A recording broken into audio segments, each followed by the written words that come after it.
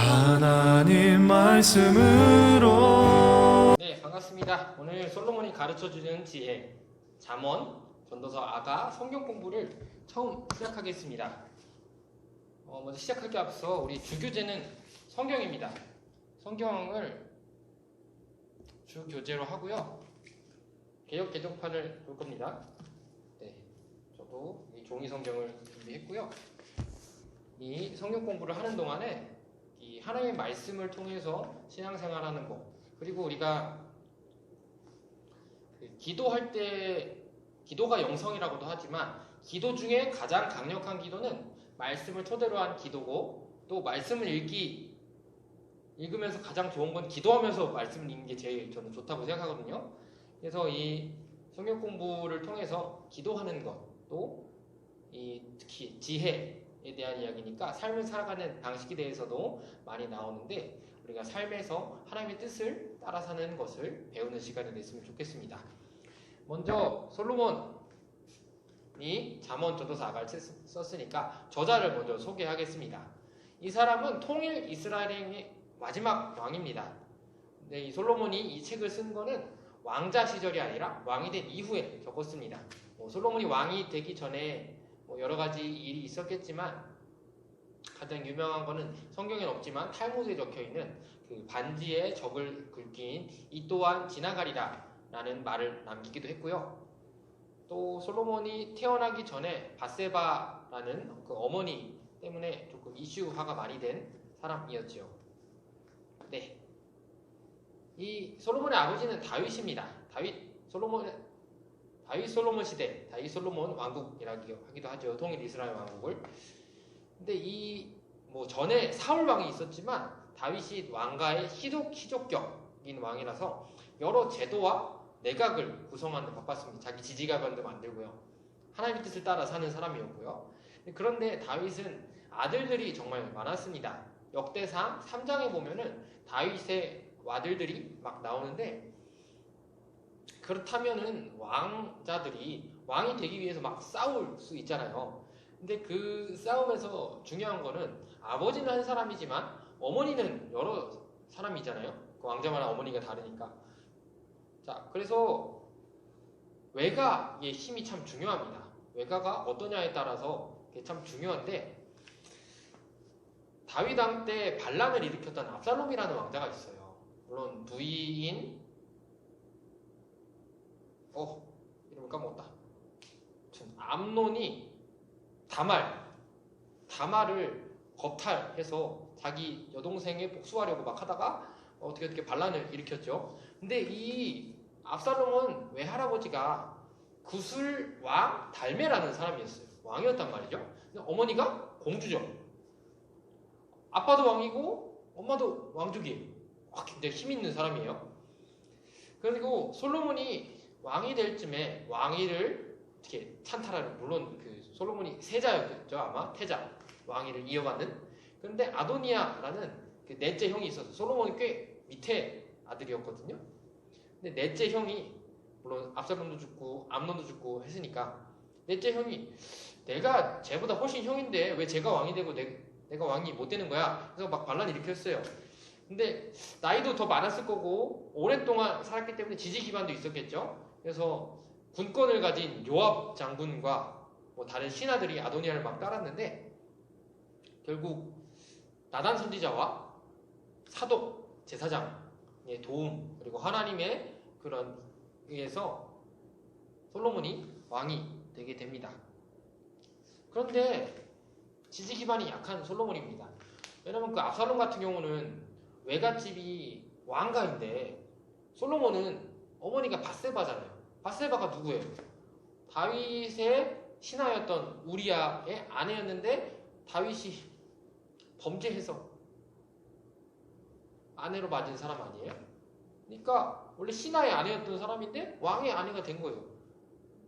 근데 솔로몬의 어머니니까 이제 좀 왕이 지지기반이 돼줘야 되는데 힘이 어디 있어요? 자, 그런데 솔로몬이 어떻게 솔로몬의 영화를 이루는 그런 왕이 되었을까요? 물론 아빠가 하나님의 사랑받던 다윗이었죠. 그가 밧세바에게서 낳은 첫째 아들을 잃은 후에 얻은 선물로 주신 아들이었고요. 또 솔로몬이라는 이름이 샬롬에서 나온 거거든요. 예루살렘에 나오는 살렘이라는 왕국 이름하고 또 아랍에서 술레이만이라는 이름을 왕의 이름으로 자주 쓰는데 그 똑같이 솔로모에서 나온 뜻입니다. 그래서 다윗과 밧세바, 그러니까 솔로몬의 부모님들이 평화를 끼치는 사람이 되어라 라는 뜻으로 그런 이름을 지은 것 같습니다. 근데 이거는 부모가 주신 거고, 물론 부모가 굉장하죠. 아빠가 다윗이에요. 하나님 그토록 사랑받는 사람이었습니다. 근데 솔로몬이 한 일도 있습니다. 솔로몬이 왕이 된 이후에 성전을 짓기 전에 기브온이라는 곳에서 하나님께 일천 번제를 드립니다. 소 1000마리를 제사로 드린 건데 왕이니까 당연히 할 수 있는 게 아니라 당시에 하나님은 마음을 더 기뻐하셨거든요. 그래서 형편에 따라 비둘기를 드려도 되고 염소를 드려도 되고 양을 드려도 되고 소를 드려도 되는데 소가 제일 큰 거예요. 소를 1000마리 드렸어요. 근데 제대로 드렸으니까 하나님께 되게 기뻐하셨는데 그 마음을 받은 하나님께서 솔로몬의 꿈에 찾아가서 예 솔로몬아 내게 무엇을 줄꼬? 라고 말씀을 하셨어요. 그때 솔로몬은 하나님 제가 제사 드렸으니까 뭐 이것도 주시고 이것도 주시고 이렇게 교만하지 않고 겸손하게 하나님 나는 작은 아이라 많은 이 백성을 세지도 못하고 다스릴 수 없습니다. 그렇기 때문에 이 백성을 다스리는 지혜를 주옵소서 라고 해서 하나님은 그를 지혜를 주시고 영화롭게 하죠. 그래서 나라를 잘 다스리게 하고 성전 건축도 하게 합니다. 그리고 많은 지혜를 남기고요. 노래도 많이 짓고요. 그리고 이스라엘 문학의 시조라고 불리기도 합니다. 그러나 여러분 알다시피 솔로몬의 말년에는 이방 아내를 엄청 많이 데려와요. 그래서 후궁이 300명, 첩해서 총 아내가 1000명이 돼요. 그래서 예루살렘 아내, 자기 이름이 샬롬인데 평화의 터라는 예루살렘 안에 이방의 신들과 막 산당을 막 짓게 됐어요. 교회 안에 불상을 갖다 놓은 거예요. 그래서 이 하나님은 솔로몬까지만 네 아비 다윗을 봐서 통일 이스라엘 왕국의 왕이 되게 하고 네 이후에 르호보암 때는 나라를 둘로 쪼갭니다. 그래서 북이스라엘의 여로보암 그리고 남유다의 르호보암 왕이 그래서 이스라엘 통일 왕국이 이제 찢어지게 됩니다. 그래서 인지 잠언 1장 1절에는 자신을 다윗의 아들 이스라엘 왕이라고 소개하는데 말년인 전도서 1장 1절에는 이스라엘 왕이 아니라 예루살렘 왕이라고 소개합니다. 네, 오늘 우리가 이제 읽을 잠언 전도서 아가라 구약 성경에는 어떤 위치를 차지하는지 보겠습니다. 네, 표를 넣어놨는데요. 구약 성경을 유대인들은 크게 3개로 나눕니다. 오경, 모세가 남긴 5두루마리 오경, 그리고 여기 예언서에는 역사서 이런 게 다 포함되어 있어요. 그래서 느비임이라고 하거든요. 예언자들의 책, 그리고 성문서. 그냥 성문서는 말이 어려운데 writing이라는 뜻이에요. 영어로 그냥 글로 쓰인 책들. 그래서 이걸 5개 있는데 이거를 다 운문체가 섞여 있어서 시와 노래라고도 하는데요. 이 중에 잠언 전도서 아가를 비공식적으로 지혜 문헌이라고 합니다. 우리 구약 성경을 신구약으로 나누잖아요. 구약 성경의 맨 앞에 보면은 선지서가 있고 역사서가 있고, 자 봅시다. 율법서 모세오경이 있고 역사서 12권, 시가서라고 하네요. 성문서를. 그리고 예언서가 17권이 있는데요. 이 사람들은 사실 예언서, 역사서도 예언서가 맞아요. 왜 그러냐면은 사무엘 상하는 사무엘 선지자가 썼고요. 열왕기 상하는 이사야였나? 네, 예레미야 혹은 익명의 선지자, 그리고 역대사는 에스라가 썼다고 하거든요. 사실 역사서도 예언자들이 쓰긴 했어요. 그래서 예언서라고 하기도 합니다. 아무튼 이 구분은 학자마다 이 책은 예언서가 아니고 저거다, 이 책은 이 책이 아니고 다른 구분에 들어가야 된다, 여러 가지 말이 많은데 유대인들은 이렇게 봅니다. 책별로 소개를 하겠습니다. 그 순서를 보면 알겠지만 잠언, 전도서, 아가잖아요. 성경수설 시, 잠, 전, 아 이렇게 내려가서 잠언, 전도서, 아가인데 잠언, 아가, 전도서 순서로 보겠습니다. 잠언은 좀 전반적인 솔로몬의 지혜가 들어있고 아가서는 초기 적은 책이고 전도서는 말년에 쓴 책이니까 약간 시대 순서대로 나눠봤습니다. 그 잠언은 솔로몬의 재위 기간 안에서 다 기록이 됐고요. 근데 한 번에 쭈쭈쭈쭈 쓴 게 아니라 여러 가지 지혜를 모은 지혜 모음집입니다. 그리고 잠언을 읽다 보면 히스기야 때 편집했다라고 하는 말이 나오지요. 그래서 지혜를 모아놓은 이 지혜 모음집이 말하길 여호와를 경외하는 것이 지혜의 근본이다. 이게 잠언의 주제입니다. 그리고 아가서는 부인이 1000명을 뒀잖아요. 부인 1000명 두기 전에 그 아가서를 보면은 되게 배타적이고 일부일처 그리고 지고지순한 사랑을 이야기합니다. 1000명 문란한 사람이 되기 전이죠. 그래서 제2 초기에 이야기합니다. 근데 아가도 지혜서예요. 지혜롭지 않으면 사랑할 수가 없거든요. 그래서 지혜는 하나님이 우리를 향한 순전한 사랑이다. 그래서 아가서의 시작을 노래 중에 노래라고 합니다. 그래서 영어로 아가라는 이 책의 이름이 Song of Songs예요. 그리고 8장 7절에 많은 물도 이 사랑을 끄지 못하리라. 홍수라도 삼키지 못하리라. 이렇게 뜨거운 사랑을 이야기합니다. 사실 이 사랑에 대해서 제가 고민을 해보니까 그냥 사랑에 대해서 고민을 해봤는데 과연 인간의 사랑이 아니라 하나님의 사랑이 뭘까 했는데 인간의 사랑은 널 가질 거다, 넌 내 거다 이렇게 말하는데 하나님이 원하시는 사랑은 주는 사랑인 것 같습니다. 주님은 사랑이란 뜻도 있지만 주님은 주시는 사랑 그리고 우리한테 원하는 것도 서로 아끼고 나누는 사랑을 원하시는 것 같습니다. 서로를 내 욕심을 위해서 상대방을 가지려고 하는 게 아니라는 거죠. 전도서 말년에 쓰인 책인데요. 세상을 염세주의적으로 본다고 막 오해가 있어요. 그래서 너무 염세적으로 보인 책이 아니냐. 왜냐하면 초반에 헛되니 또 헛되도다 이렇게 시작하니까요. 그런데 이 허무한 세상을 솔로몬이 지혜로 진단하는 것 뿐입니다.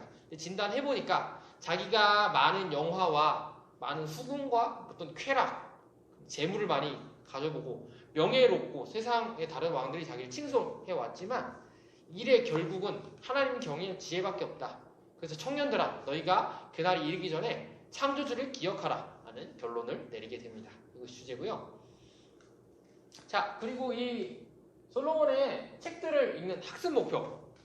이 책을 읽는 이유는요. 지혜의 왕이 신앙적인 삶을 사는 방법, 라이프 스타일을 가르쳐주기 때문입니다. 제가 코로나19 이후에 뭔가를 결정하려고 할 때 처음 겪는 일이니까 결정도 못하겠고 뭐가 뭔지도 모르겠고 선택을 해야 할 때 분별이 잘 안 됐습니다. 물론 기도하고 성령님이 그때그때 가르쳐 주시기도 하지만 말씀을 기초로 한 기도응답이 가장 확실하거든요. 그래서 그래도 약간 기복적인 느낌으로 하나님 말씀해 주세요. 하나님 감동을 주세요. 하나님 표적을 보여주세요. 이렇게 했는데 어제 마태복음을 읽다가 아프도록 뼈를 맞았습니다. 마태복음 12장 39절에는 예수님이 이렇게 이야기하세요. 악하고 음란한 세대가 표적을 구하나 선지자 요나의 표적밖에는 보일 표적이 없느니라.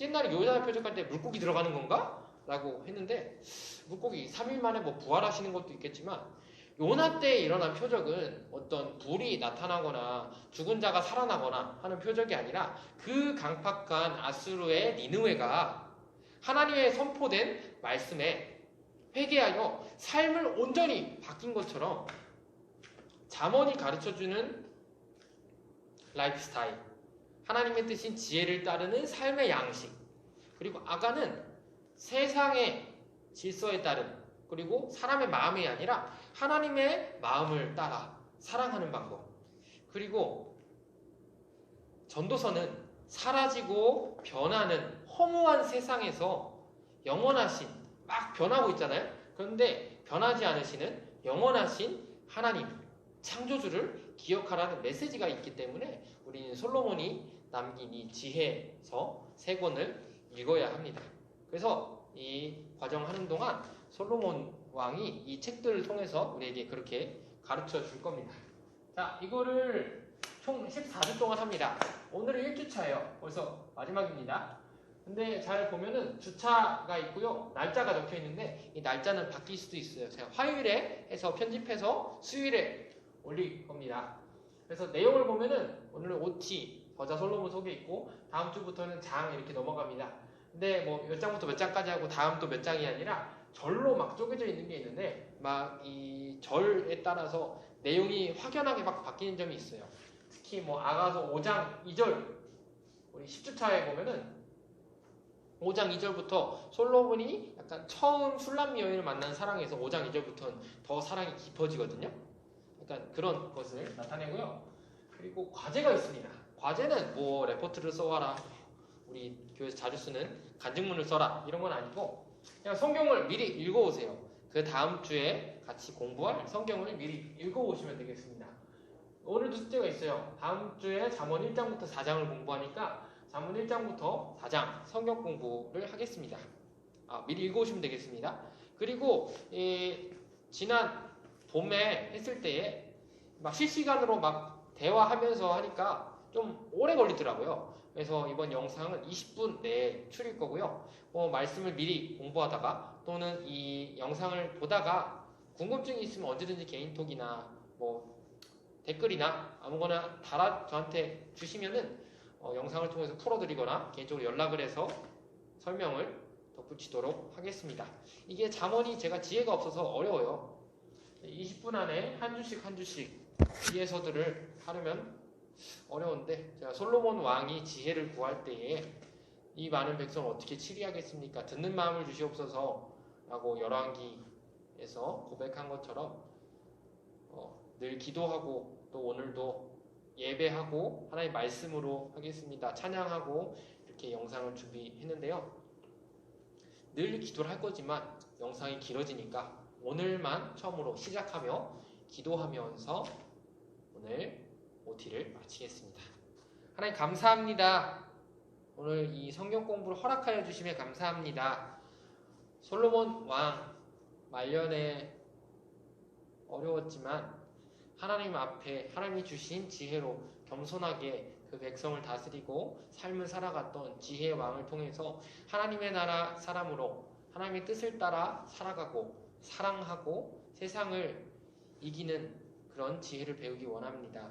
하나님 이것을 시작하며 14주의 여정 가운데 하나님 보호하여 주시고 하나님 제 입술을 지키셔서 하나님 이 지혜가 하나님 말씀이 잘못 풀어되지 않게 하여 주시고 하나님 제가 잘못 풀어낼지라도 하나님 듣는 귀를 우리 청년들에게 열어주셔서 하나님께서 이 지혜를 통해 이 세상을 이기는 주님을 따라가는 그런 삶을 살아가게 하여 주시옵소서. 주님 이 시간 허락하여 주심에 감사합니다. 근데 세상이 막 변해도 푸른 마르고 꽃은 시들어도 영원히 변하지 않은 하나님의 말씀을 붙드는 시간 되게 하여 주시고 하나님 이것이 그냥 공부하고 지식적으로 그냥 머리만 커지는 교만한 것으로 끝나는 것이 아니라 이 말씀을 살아내고 그 말씀 앞에 서서 자기 삶을 진단하고 삶이 변화되는 그런 시간 되게 하여 주시옵소서. 하나님 이 시간 허락하여 주시면 너무나도 감사합니다. 말씀이 육신이 되어 우리에게 오신 너무 좋으신 예수 그리스도의 이름으로 기도합니다. 아멘. 네, 다음 주부터 잠언 시작하겠습니다.